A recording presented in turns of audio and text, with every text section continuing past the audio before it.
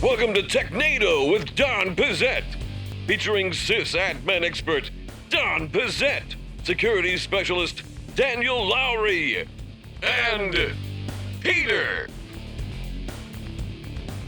Hello and welcome to Technado with Don Pizzette. I'm your host, Peter Van Rijs, and we are joined by on location Don Pizzette, who looks like he's still in the Bundy house in Chicago, but is actually out at RSA. Don, how's it going out there? It is going great. Yeah, I'm in sunny San Francisco, which is pretty crazy.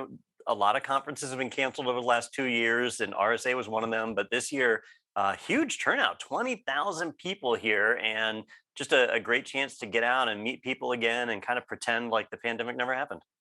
Yeah, that's almost like, I don't know if that's pre-pandemic numbers for RSA. I think maybe a little bit lower, but that's still... I think it's lower. Yeah. And well, because RSA is normally out there in June, so it's good to, like you said, sunny San Francisco. Normally it's like rainy and foggy San Francisco at RSA. Yeah, it's normally the beginning of the year in February. Yeah. Well, and you had the talk yesterday with John Hammond, John Strand, Rita Gurovich. How'd that go?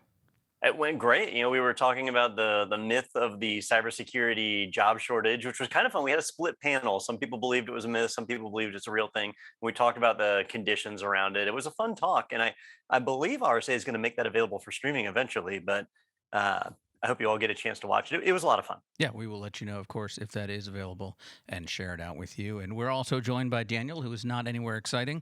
Daniel, you're in the room with me. Ahoy, hoy. I'm sorry about that. Today, sir? I'm doing good. Good. Yeah, Good. Exciting.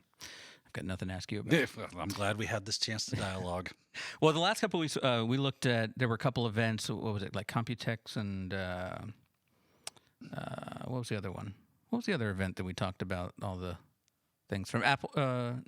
Google I/O. It was Google I/O. This week we've got some Apple WWDC stuff to get into, but our first article is actually on the Windows side. We're looking at bleepingcomputer.com. Microsoft adds support for WSL2 distros on Windows Server 2022. And I didn't realize that wasn't there yet, because I know we've talked a lot about WSL recently. So what's like the special use case here for this? Yeah, so WSL, the Windows subsystem for Linux, if you're not familiar with it, we've talked about it on the podcast a number of times, but it allows you to run Linux sort of in a virtual machine, but it's all hidden from you. So you just see that you're opening up a command prompt and you're on a Linux system, which is really cool. It was rolled out as an alpha, then a beta, then it kind of became a mainstream feature for Windows desktop operating systems. So Windows 10, Windows 11, they've all got it. But only now are they rolling it out on Windows Server 2022. So if you have a Windows Server 2022 machine and you have a need to access WSL, it's now a supported feature. Now it's released right now for people that go and manually download the update. It'll probably be another month or two before it becomes just available to everybody. And then as far as the use case, there's a few scenarios for this, right? But if you're in a Windows environment and you have access or need to access a Linux type resource, well, now you can do it without actually spinning up a dedicated machine that you have to maintain. WSL would be maintained right alongside Windows with the regular Windows updates and so on. So it makes it super easy to carry that payload. There's plenty of times where we find applications, software, even simple scripts sometimes that are written for Bash that wouldn't normally run under Windows. So you'd have to rewrite them in PowerShell or reinvent the wheel. Now you don't have to do that. You can just quickly spin up WSL2, run your script, be done with it, and close it down again. So kind of a neat function there, and lets people start to dip their toes into the waters of using Linux. Well, it's going to make for a nicer work environment because all those people that would have to write it in PowerShell now don't have to go through that frustration. They can just use Bash. Don, are you familiar with, because I think Wes and I were talking about this, and it was just like, he had a legitimate question. Why would a Windows administrator on a Windows server system, why would they care about having that? Obviously, there are some scripts and stuff that could be run, but are you familiar with like some of the more common, I mean, scripts are usually kind of homegrown or maybe you downloaded them or whatever. What are some of the common Linux binary packages? Because it will run ELF binaries, if I'm not mistaken. Sure. What would be some of those tools that we see in the Windows world that are like, man, it's so nice to have this in my Windows world? I'll give you an example. Are you familiar? Of course, you're familiar with John the Ripper, right? That password brute force utility. So they have a Windows binary that they release. But if you want the latest one and you don't want to pay for it, you have to download the source code and compile it yourself. Well, I'm not even sure if they make the Windows source code available, but even if they did, compiling applications to run on Windows is kind of a pain in the butt versus compiling it for the Linux command line is super easy. So if I want the latest version of John the Ripper and I don't want to pay for it, I can just spin up a Linux VM, download that code, compile it real quick, and bam, I've got the utility. And then I can run it in the WSL session and it does exactly what you need it to do. And I didn't have to mess about on the Windows side versus on the Windows side where I might have to download and install a number of different libraries and start mucking up my base operating system with stuff that I don't want to be around for a long time. Now I just do it in WSL, and when you're done, you can just reset WSL and it goes back to being fresh and clean again, or you can just remove it altogether and that's it. So that's really, I think that's one of the primary use cases for having this where you want to run certain payloads on top of Windows Server.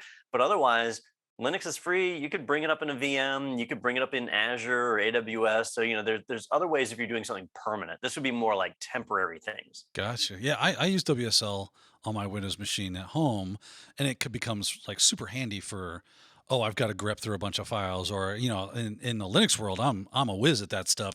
You start trying to get me in doing that kind of stuff in PowerShell or just the old command prompt. I'm a little more sketchy on that, so I like being able to go, oh, I can run to my safety net of Linux inside of my Windows machine. So I find it great there. Plus, it does increase if I find myself in a Windows machine while I'm doing, penetration testing, hacking stuff, it increases the attack surface. I can now start using my tried and true Linux methods for privilege escalation or things of that nature.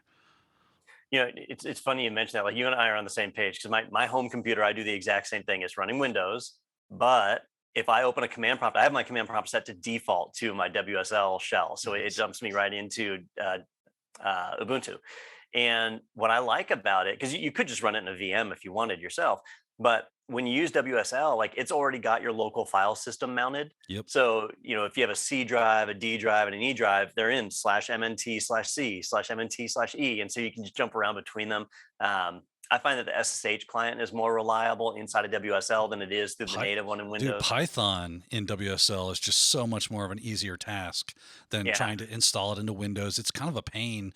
And I know there's probably like some Python hardcores out there like, oh, it's not that bad. For you, that might be true. For me, it was like, this seems like I'm going around my elbow to get to my butthole, It doesn't make a lot of sense on how this is working. And then it's like, oh, or I can just install WSL and, oh, look, Python, apt install, bam, I'm done. Start having a good time. So the takeaway here is that WSL helps Daniel get to his butthole faster. Yes. Yeah, and just a PSA for those at home, keep your elbow away from there. Well, have you ever tried, like, go around your elbow to wipe your ass? All right. Right? Yeah, that's a little harder than it looks. No, I got one of those bidet attachments. Oh, there you go. That's like $35 on Amazon. It's worth it. Best $35 you'll ever spend, except my water bill is through the roof. Oh man, Sit there for hours. It just sits there on hydro clean. Hours. That's where I watch TV now. It's like 200 psi. Yeah. It's just It's a pressure. I don't know which part of this conversation disturbs me more. I do. I do. All it's right. probably the bidet part, right? Let's move on to something else that was pretty disturbing in the last week or so. This one comes to us from pbs.org, brought to you by your local PBS station and the letter M. I don't know, this week. All right, this one says, FBI Director Christopher Wray says agency blocked planned cyber attack on Children's Hospital. And look, I get it. Criminals, they got to make money.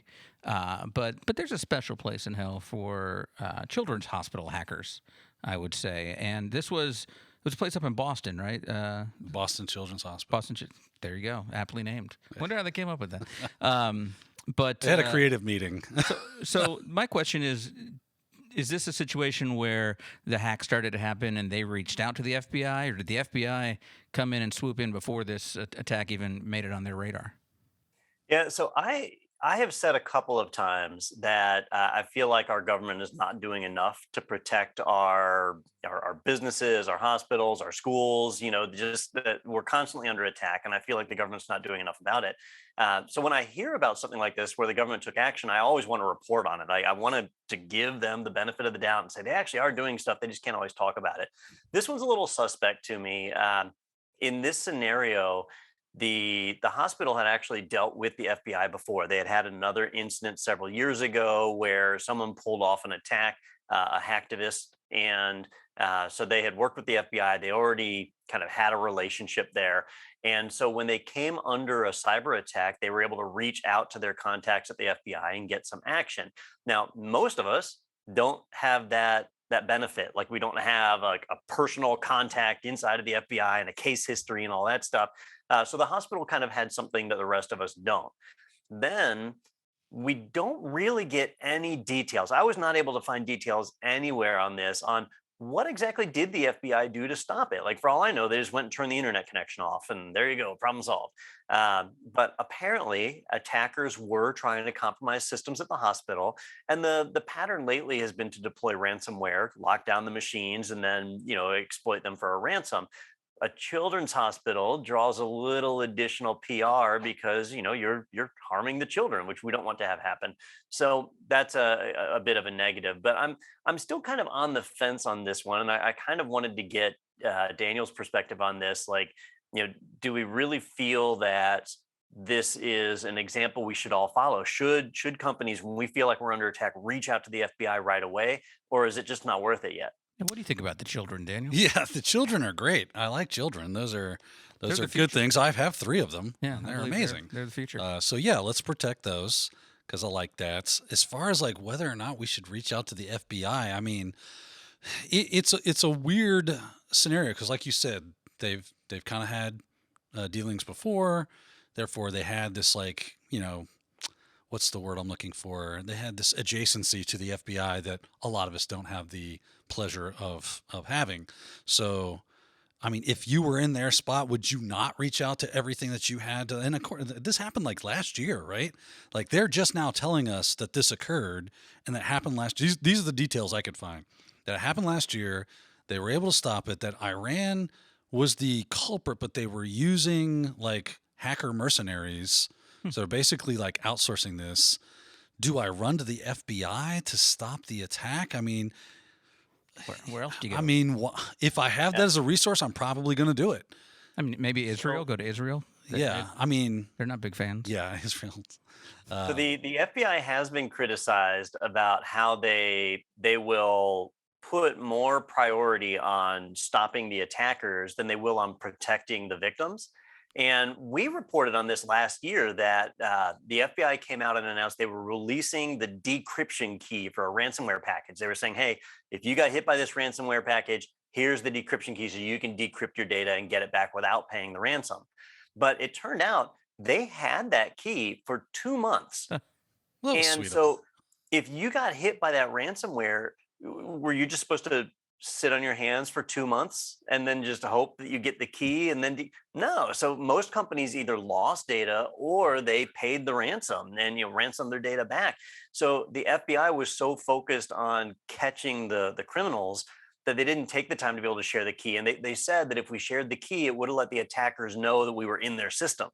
Well, all right. Well, I know there's a balance there, but that starts to make you think, like, if I'm not going to benefit from calling the FBI, then why do it? Yeah, I mean, it's a great question, and maybe this is just that case is it depends. As you know, their administration will change, and then management will change, and then policy will change. So it's a constant shifting sand on what they're going to do and what they're not going to do. We see a lot of inconsistency when it comes to even interdepartmental, right? So it might you might call today and get one answer, and then the same exact thing happened to you tomorrow, and you call again and get a different answer. So maybe through even the inconsistency of it and their inability to be consistent in how they respond makes them not great. Now, does that mean you turn them off as a source? Not entirely, I would say. You want to have every avenue of possibility of help. It's just maybe don't rely on them. Right, but you have to prioritize where you're going to go for your help. Obviously, we should be doing a front line of defense kind of thing, right? Where the hospital, which obviously has large amounts of funds, should be investing in their cybersecurity platform, making sure that training is being done, that the tools and things necessary to keep them safe are being invested into and deployed and done in the correct way. They're doing audits to make sure that. I mean, I was reading an article based off of this article saying a lot of times these hackers are now turning their attention towards hospitals because they are low-hanging fruit. They are not doing these things because they think, I'm not a big business. Well, you absolutely are a big business, especially in America. Like They make a ton of money. medical is a huge business, and now the rest of the world is starting to catch wind of like, oh, they treat this as a giant business, but also have government ties. So this is like a beautiful thing, because if I gain access into some sort of healthcare provider, now I have access to their PHI plus whatever connectivity they have into the governments, to their regulation and all that other stuff, where they have to have insight into your, through HIPAA. Man, I'm best of both worlds, right? Yeah.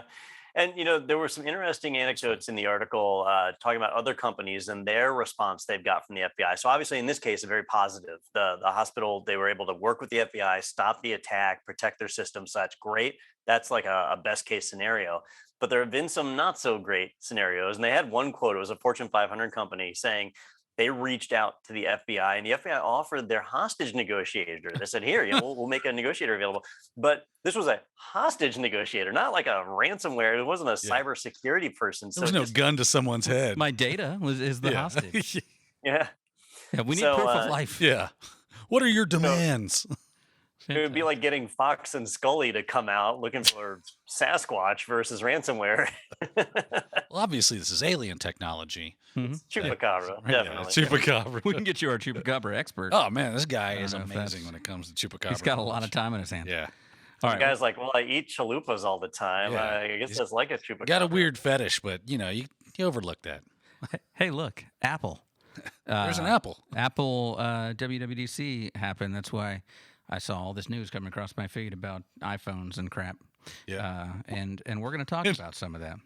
Oh, I saw that. It's hard to avoid the coverage, isn't it? Yeah. Apple It really is. ubiquitous. Yeah. Because I saw something that's like, hey, here's leaked shots of the new iPhone. It looks exactly like all Looks like a phone. Yeah.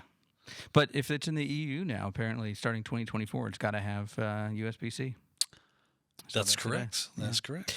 All right, but let's talk about the big story from The Verge. Apple announces a new flagship M2 processor. So we've talked so much about the M1 on here and how great it is. Well, that sucks now. The M2 is where it's at. And why is the M2 better? And why should we? Because that's how numbers work. Well, 2 isn't necessarily better than 1. Yeah. Huh. I don't know what school you went to, sir. Yeah, that's my shampoo conditioner, 2 in That's 1. right. 2 in 1. Do you remember the early days of the Pentium, right? So the Pentium came out, and then when the Pentium 2 came out, that was a pretty big deal. But it was a shift for Intel because they used to increment their big numbers. They went from the 280 or 8086 to the 286 to the 386 to the 486. The Pentium was technically the 586, and then they stopped. They never went to a 686 or 786, and that was because their incremental gains were not as significant as they used to. Like each processor version that came out just wasn't that much better than the one before.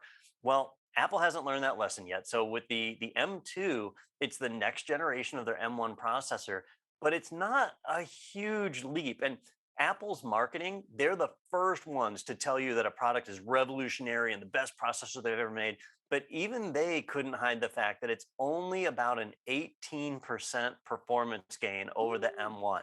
So if you have the comparable amount of cores on an M1 and an M2, you're really going to get about a 20% speed boost. Now, that's not nothing. So, there's some value there, but it's not upgrade neighborhood for me. So if you're on an M1 system, there's not really anything that's pushing you to jump to an M2. The M2 is being released in the AirBooks first, which is Apple's kind of lower end devices. So I expect it to be next year before we see the M2s that really make a difference. But it is showing that Apple's really committed to their own homegrown processors. They're going to continue developing those, and it's just going to keep evolving. If you're still on an Intel system, you'll want to jump to an M2. Just skip over the M1. Like, yeah, I do. Yeah, but if you're already on an M1, it's not worth the upgrade. All right, Don, I want to play devil's advocate for you here, because they said roughly around a 20% increase, which is roughly 1/5 more than it was before, right? Put it in the perspective, is that Alaska, is that a big place or a small place land-wise? Would you say? I believe, isn't it the biggest? Is it bigger than Texas? Yes, it is bigger than Texas. Big place. Okay. Then So it's the would you biggest say that it is a big place, in your It opinion? does seem to be a big place. Seems It like a is trap. 1/5 the size of the continental United States. Okay. So if you look at it on a map, it takes up quite a land. So would you then say that 1/5 is a significant increase at that point? Gotcha. Right? John. Nailed it. Nailed it. So Like I said, I got no skin in the game. I'm just having fun. if we were to lose Alaska, Well, that's value proposition. That's not size. That's a bad comparison, Don. I mean, there's a lot of nice things that come out of Alaska. There's a lot of nice people Like there. But oil. Lose all the Discovery Channel shows. Yeah, that's true. They would be gone. Growing up Alaska, buying Yeah. Alaska, Bush people. wilderness town. Yeah. I don't know. Isn't there one called Bush people? There is. Yeah. Yeah. Alaskan Bush people That's it. who now live in like Washington State. Do so they what are you really? gonna do? Yeah. You're not a Bush and person now. it is our main supply of moose, I believe. Yeah. So, we'd lose that. They will kill you Yeah. dead, by the way. We'd have to start importing Canadian mace. Those are the meese. I believe so. Is that the plural of No, moose? probably not. Have you guys seen, it's a video that's doing the rounds right now of a moose diving off a cliff into the water? No, but I now have my homework. It is ridiculous. Like, it totally dives into the water and then just swims away like it's nothing. And I don't mean a little dive either. This is He's like half double gainer, Like right? vacation, Yeah. like cliff dive kind of. Yeah. it's like a cliff dive. Yeah, it's What's like wrong with 30 this feet up moose? or something. The one I saw recently, because I thought that's what you were going to say, was there was like some people by the water, I think in Alaska, and they were watching a moose was chasing a bear, and the bear goes into the water, and the moose No is like, stinking no way. problem, I'm in the water Yeah. too, and it's like chasing it in the water. He's like, come at me, bro. yeah. Bear's Yeah, like, no yeah. bear was involved in this one, but Oh. it's like the moose is halfway down a cliff face, and I was watching it like, how's the moose going to get back up? And then it just jumps. It's not apparently. He's like, yeah, I'm going for a swim, dude. Well, we've all got our homework, but Anyway, back to the M2s. yeah, you got. Well, we've got more Apple news that came out of this event as well, and this one's straight from Apple, so I'm sure it's completely unbiased. macOS Ventura adds powerful productivity tools and new continuity features that make the Mac experience better than ever. I Yeah, have to that's say, pretty I read this article and it said how macOS is the how did they put it? Like it was the most amazing, like Yeah. most sophisticated operating system in the world. I'm like, I mean, According you to don't- our mother, you don't right click and find like copy and paste. you can't right You have click. to hit the alt. There's only one mouse button. Yeah. Yeah. So Ventura, this is the name of the new OS that's coming out. What are we on now? Big Sur, Catalina. So, Catalina, right? yeah. Wait, hang on. Monterey. There we go. Monterey. Monterey That's is right. the current one. I was surprised. I really thought they were going to skip version 13. So this is macOS 13, and I was surprised by that, and I was surprised that they named it after Jesse Ventura. I mean, usually they stick The to body. California. See, they're stars. calling it the body, right? Yeah. Yeah. I mean, I loved him in Running Man. And, It has no time to Predator. bleed. Which one? Yeah. Which one was he in Running Man? Which villain was he? Oh, he was Like Captain. Captain Courageous. or Yeah, something. something like that. Yeah. Yeah. He was one of the hunters. He didn't He actually was- fight him. Remember, he- they did he- the fake CG thing. Right. If they had M2 processors, it would have looked way better. I just want to know the But, catchphrase when he was killed because I remember Sub-Zero is now Plain Zero. You don't even want to hear what the lady said about him. It is a classic movie. It is indeed. It's a great. I keep- Gillian. It's based on a Stephen King novel, or not even a novel, like a short story. I keep meaning to read it, and I never I have. didn't know that. Oh, see, I thought it was the other way around. I That thought Stephen that King wrote I the book thought the based on movie it. was made and then somebody made a book out of it. Well, now we'll have to find that out. 'cause I I was could- under the yeah. impression that Total yeah, Recall, I I've never know, was heard a it go short that way. story, right? And so I might be getting confused. I always get confused with these. I've never heard it go movie to book. Yeah, weird, right? Yeah. Total Recall was Philip K. Dick. He wrote that one. Yeah. And it's We'll Remember It For You Wholesale is the name of the story. It's like a page and a half, very short. That is short. How did they make a 2-hour movie out of that? The same way they made The Hobbit into 3 movies. Yeah. So speaking of Mac Ventura, are you saying the 13 because the hotel you're in doesn't have a 13th floor, and you think that this is a spooky thing?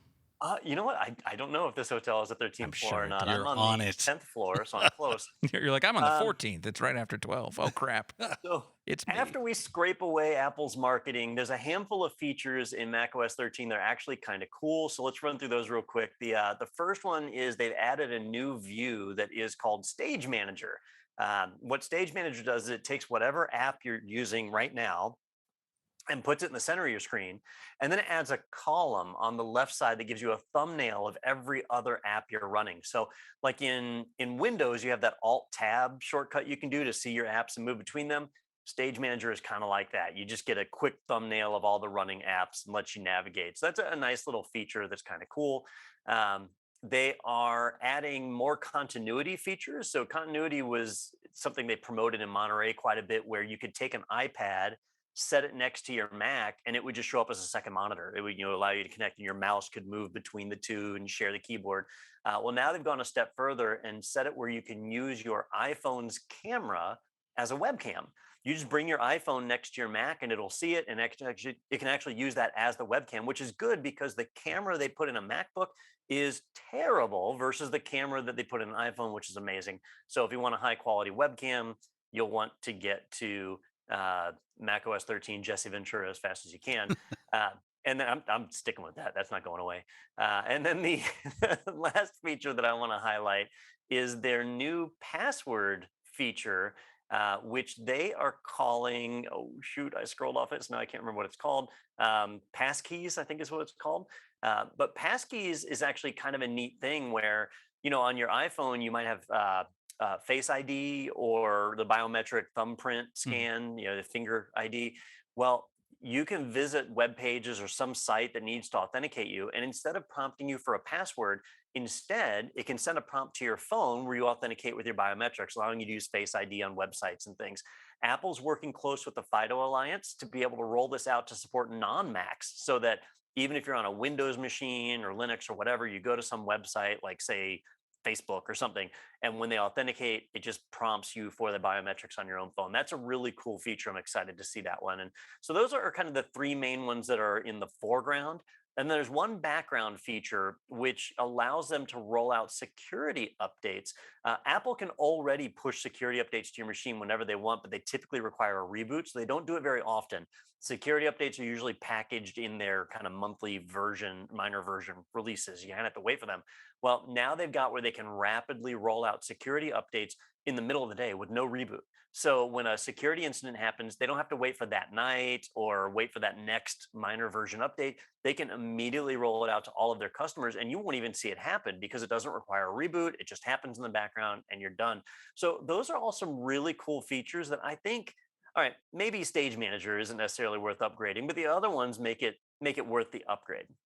That is cool. I'm going to go ahead and agree with you on that. Like, you know me, I'm not a huge Mac fanboy or whatever, Apple. But when they do something right, I want to say, give them credit. That all that stuff, even Stage Manager sounds at least pretty cool. The fact that you can install updates and not reboot when it comes to major updates, and you don't have to do a reboot, that is huge. I mean, Don, you know what it's like. You're out there, you're trying to be a sysadmin or whatever. You're trying to keep machines safe, even for your home network. The rebooting of the thing is what kind of kills people from wanting to do it. I'll do that tonight. Right. I got so many tabs open. I'm working in the middle of something, and it just makes people want to put it off. So if I can install updates, zero touch, it doesn't reboot, it doesn't cause any kind of hiccups.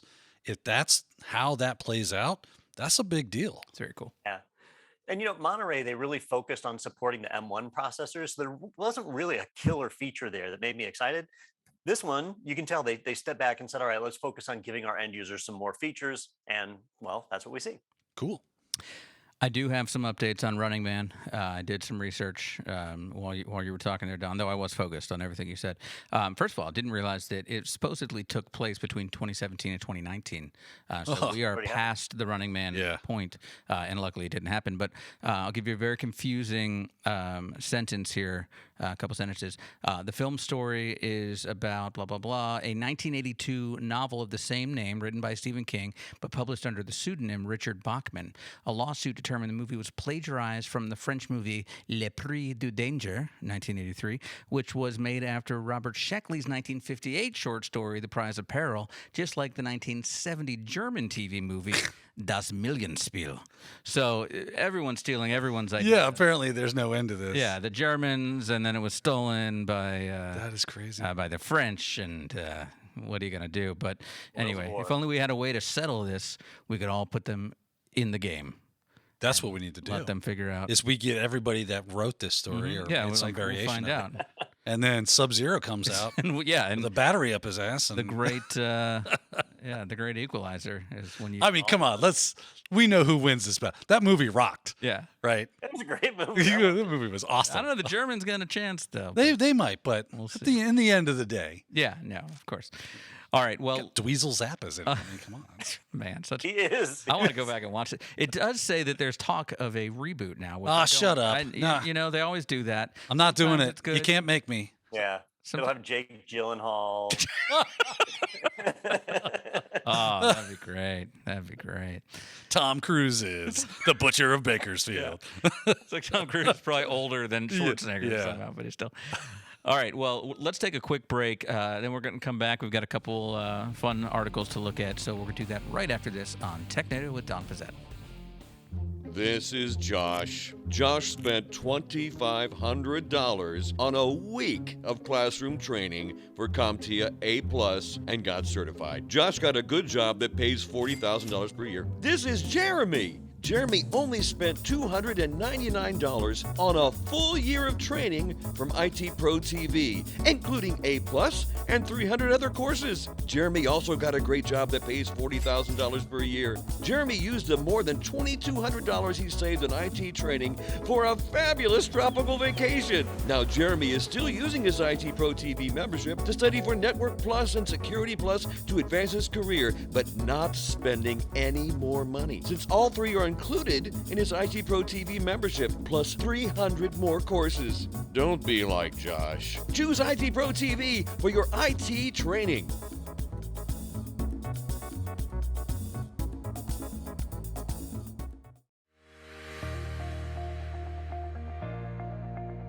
The IT Pro TV app is available for iOS and tvOS. The modern user interface makes navigation easy. Recently watched videos can be found on the home screen, as well as our daily live streams. Choose landscape mode for larger viewing. Access the entire course library by clicking on the play icon. Navigate our content by category, certification, and job role. Learn where you want and when you want as a premium annual member by downloading episodes for offline viewing. Watch on the go and pick up later on any of your favorite devices. So head to the App Store and download the IT Pro TV app. All right, welcome back to Technado with Don Pizzette. A couple more articles to talk about. No, over there. Yeah. All right, this next one is part of our Do segment. Do, re, mi, fa, sol, la, ti, do, so, do. I should line up his mouth so he actually Yeah. says it when. All right, this one comes to us from the great people at the Register.com. DuckDuckGo tries to explain why its browsers won't block some Microsoft web trackers. Is it because Microsoft's giving them money? Wow, you unraveled that with Just a guess. I'm just Shot in the dark here. yeah. Does it have to do with money, Alex? Yeah. Would that have anything to do with it? So let's talk about DuckDuckGo for a minute, because their claim to fame is that they created a search engine that respects the user's privacy. So let's remember that that's their number one product, is their search engine.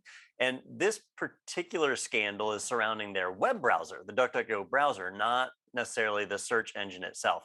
So a researcher found out that while using the DuckDuckGo web browser on multiple platforms, they tested on Windows and Mac, that they noticed certain trackers for Microsoft's LinkedIn and for Microsoft's Bing would still display certain ads that were using tracking to be able to do remarketing and all the various things that they do. And that seemed counterintuitive for a web browser that was designed with a privacy focus. When you look at browsers like the Brave browser, it blocked this stuff. why isn't the DuckDuckGo browser doing it? Unfortunately, the DuckDuckGo representatives kind of did a response, but they found themselves in an awkward, very dough type situation, which is they made a deal with Microsoft that they felt was on the up and up, but the deal included a non-disclosure agreement. And so they can't tell us the deal. All they can do is tell us, we promise Scouts Honor that it's on the up and up and nothing bad is happening here, but we are sharing, that information is allowed. I almost said that they're sharing the data. They're not sharing data. They're allowing your data to transfer to Microsoft directly. It's not like it's middlemaning through DuckDuckGo, but they're allowing that to happen. Those trackers are not being blocked, and DuckDuckGo is not allowed to block them because of a contract that they signed with Microsoft, because they need to get paid in order to create the DuckDuckGo browser. And it goes back to the age-old question of, can we expect a service to be both free and respect our privacy? And I think the answer to that is no. Yeah, well, obviously, when DuckDuckGo was acquired by Cambridge Analytica, we expected some. No, wait, that did not happen. But they're not allowed to tell us. Not that you know of it. Yeah, that's part of the NDA, of course. You can neither confirm nor deny. Yeah, no, you're right, Don. I mean, either you're going to pay for the browser, which, cause we talked about one recently that was a paid new browser. It wasn't Brave. Right. It was somebody else that was going to do something. You remember? A million years ago, I paid the $20 for Opera because it was awesome. And, it was a paid browser when it first came out, but then it went free. And now if you look at Opera today, it's a freaking nightmare, right? Yeah. It's owned by some Chinese firm that has Bitcoin mining going on in the background while you run the browser, and it's just really, really seedy stuff, which is why we have Vivaldi now. But I would gladly pay for a browser. It's a software package that I use every single day, probably the most important piece of software on my computer. I would gladly pay for that. Hell, I'd pay $100 a year for a browser that didn't mess around and let me use the internet the way we used to. Yeah, I miss that. Did you save your receipt for Opera? Oh, for Opera? Yeah, think you can go back and find that? Man, I mean, that would have been, that would have been in maybe the year 2000, 2001. In the year 2000. I don't know. I might still have the email receipt. I'd have to dig back. Yeah, we should see if you Yeah, get your money drum back. that thing up, Don. I'd like to find out. Be like, you know what? I don't like this anymore. Yeah, it was a long time ago. All right. Well, that is a good one. And this next article is going to take a look at who got pwned. Where's that? That's down here. Looks like you're about to get pwned. Fatality. Yeah! And if I'm reading this right, it's us. Yes. We are the ones that got pwned, because this one is from ArsTechnica.com. The Meeting Owl video conference device used by governments is a security disaster, and it's also used by the Technado team here. No patch yet for easy-to-hack access point that leaks data and exposes networks to hack. So this is saying that people can get into our meeting, or that people can use this as a jumping off point to get on your network? So kind of both. Oh, great. The Meeting Owl is a neat device. If you're not familiar with it, it's a somewhat cone-like shaped device that you can stick on a desk anywhere. Yeah, it looks like an Alexa. It Alexa. has a 360-degree camera that Looks allows like my you kid's to... white noise machine. Yeah. I don't know that it'll make white noise. It definitely sounds like white noise when I'm in half my meetings, but but basically it's got a 360-degree camera that's able to follow the audio in the room to track to the right person. It does it automatically. It's pretty slick. And it's also got an array of microphones in it. So if you're having a meeting with 8 people around a table, it's the perfect thing to just stick in the meeting and go. Now, it has 2 modes of operation. One mode is as a standalone device. You plug it in USB to your laptop, and it just shows up as a web camera and a microphone, and off you go. That's the most simple way. And that's actually how we use ours. We have 4 of these throughout the organization, and we use them in that standalone mode. The other mode is you can connect it to their cloud service, and then the Owl can actually operate as the meeting hub itself. Like, you can automatically connect into the meetings and so on. When you do that, it has some more advanced features. And a lot of this particular attack applies to that, but actually both modes have their own vulnerabilities in it.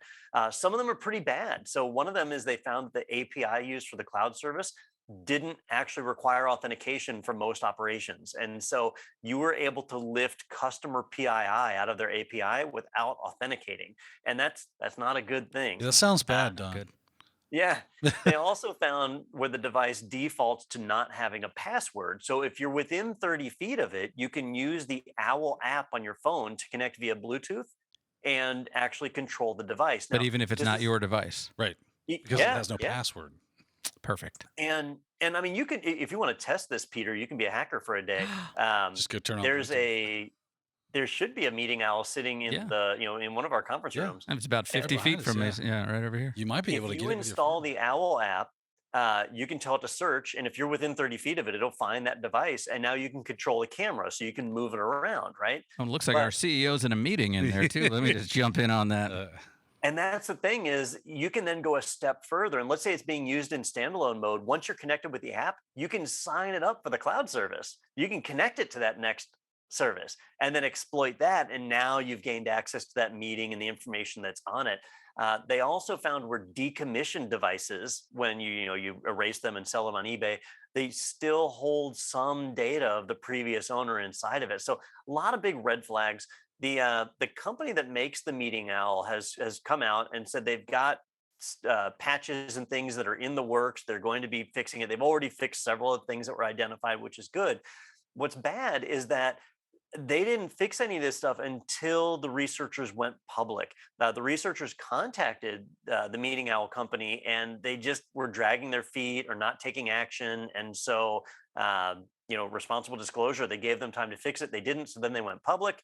And now Meeting Owl is taking some action. So it's unfortunate to see that happen, but you could say it's the system working the way it's designed. This boggles my mind, though. You hear about this a lot where some security researcher finds a flaw, they do the responsible thing, they contact the organization, say, hey, this seems really bad. Here I am, just bathing in PII, or I have access to people's accounts, or whatever the case is. You really need to triage this and fix it. And crickets. Months go by, they recontact. Hey, it still doesn't seem to be fixed. And crickets. Or thank you for letting us know. And nothing ever changed. So, like, what is the deal with that? I don't understand. If you contacted me and told me I found a huge gaping flaw in your personal security, I would be doing everything I possibly could. Like the panic button would be getting hit. I'll be fixing it. Yeah, I am a little more lenient, especially on the proximity attacks, where the attacker has to be next to the device to attack it. I'm like, all right, Makes sense. I can give you some leeway there. But like their RESTful API giving out PII unauthenticated, that's a big deal. Like that should have been handled a lot faster. So it's unfortunate. In our case, we don't use that functionality, so it's not something that we have to worry about. But we do have to make sure that we set a password on those owls, that we're not just allowing anybody to connect. And it shows that this is the challenge of IoT, right? I'm reaching in front of you, Don, to Yeah. see because He's trying to I'm get not some not close range. enough. Yeah. Yeah, You're just yeah, a bit no, of Everything, range. yeah, it's not showing. And you've got that big wall of glass between you Yeah. and there. Bluetooth doesn't Like like 30 some odd feet is like best case scenario. I'll check this later, and I will report back next week. So, that's the challenge of IoT devices like these that, we don't think of them as computers, but they can be attacked. And, especially like this one, it's basically a USB webcam for most people, but it's got a lot of logic in it and it can be exploited. Yeah, and hacking into something that has video and audio of potentially sensitive Oh, man, meetings see, and things like that. Now my hacker brain is going, so buy a bunch of used owls off of eBay, right? And then resell them. Well, first get all the because info then off I of can them. just access them. Yeah. Well, first get all the info off Right, of them. get the info off of them and then sell those bad boys and be like, yeah. Sell them on eBay, and you'll know exactly what address it's gone to. Right. It's where you need to do your I proximity could do a attack. proximity attack. I could connect to it to the API. It'd be better if you're like, let's say you're in like New York City, where Yeah. you could sell them on like Craigslist. to Oh, locals, man, you would know. be swimming in some goods. Get that PII. So, Yeah. Well, now let's use New York City as an example, right? So if you've got skyscrapers, in theory, the attacker could be upstairs or downstairs, on the floor above or below, and be within 30 feet easy of the device. They would just have the floor in between them. So that might be a little more reasonable. Yeah, if you got 30-foot ceilings, you can't afford that place. Oh, yeah. Yeah, In fact, that's the mitigation. That's why the Meeting Owl company didn't respond so quickly. They were like, look, anybody could just increase their ceiling size to 30 feet and problem solved. Well, now they'll start selling the owl Faraday cage. Yeah. It is a cage you can put your bird in. Yeah. And it actually makes it so you can't use the thing, but neither can hackers. Hey, it's not being hacked. Exactly. Yeah. It's a new paperweight that looked like an owl. Yeah. So that's great. Solved. All right. We want to let you know about a couple things coming up. First, we've got a couple of webinars hitting the scene real soon. First, we've got All Things Cybersecurity, Thursday, June 16th. That's with Daniel Lowry and Zach Hill. We're going to be talking about making your way into the cybersecurity field. Zach's Takes everything you got. Yeah, exactly. Learning to wait. I like how you got that reference. Making your way in the world today. Wouldn't you like to get away? Great. Now we have to pay licensing for this episode. I don't think with that version we don't have to pay anything for that. That's fair use. They're like, no, keep it. Sometimes you want to get. It's obvious that was parody, right? That's Exactly. Yeah.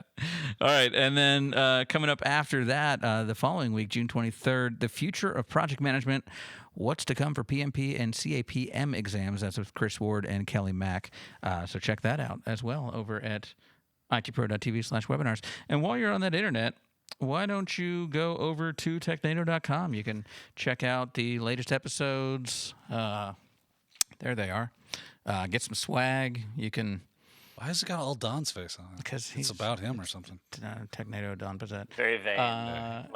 You're the guy who's never here. Yeah, that guy. You can contact us. You can also learn more about IT Pro TV and get 30% off coupon code for the lifetime of your IT Pro TV personal Did you say membership. lifetime? I did. So as long as I'm alive. Yeah, which is not long in the Running Man game. No. Sub-Zero comes out. But that discount is still worth it. So head over to Technado.com, check that out. Also, you can get information about team trials and find out the great information. I was surprised Buzzsaw didn't last any longer than he did. Yeah. You seem like a tough guy. Yeah. You know who I like is Nacho Cheese. Or no, Nachos Belgrande. What was the guy in Idiocracy? There was like the Running Man scene at the end. Camacho. Yeah, but Camacho was the president. He was the president. But the guy that was like the fighter who comes out to fight him in the end in the car. What was his name? Was like Nacho Belgrande or something like that. He was sponsored by Doug. That would be super awesome if that was his name. I think it is. But Idiocracy. Good flick. We might have to save that one for the next episode. Yeah, we will. All right. Well, thank you everybody for watching. And Don, thanks for joining us all the way from San Francisco there in RSA. And I think we might actually have you back in this chair next week. Is that right? I should be, barring something else madness type happening. Fantastic. Looking forward. Brain spores. To oh, yeah. Monkeypox. Monkeypox would be keeping That's the new big thing, right? Yeah. In San Francisco. These large bumps on me. Yeah. Please stay out there if you get those. But thank you for joining us. Thanks for you all joining us as well at home. We'll see you next week right here on Technado with Don Pezet.